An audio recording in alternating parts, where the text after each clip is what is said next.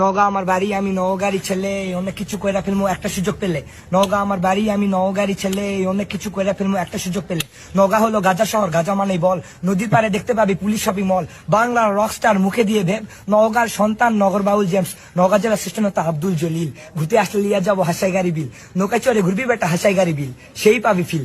চারিদিকে পানি আর আকাশে বিনীল। নওগাঁ আমার বাড়ি, আমি নওগাঁরই ছেলে, অনেক কিছু কইরা ফেলবো একটা সুযোগ পেলে। নওগাঁ আমার বাড়ি, আমি নওগাঁরই ছেলে, অনেক কিছু কইরা ফেলবো একটা সুযোগ পেলে।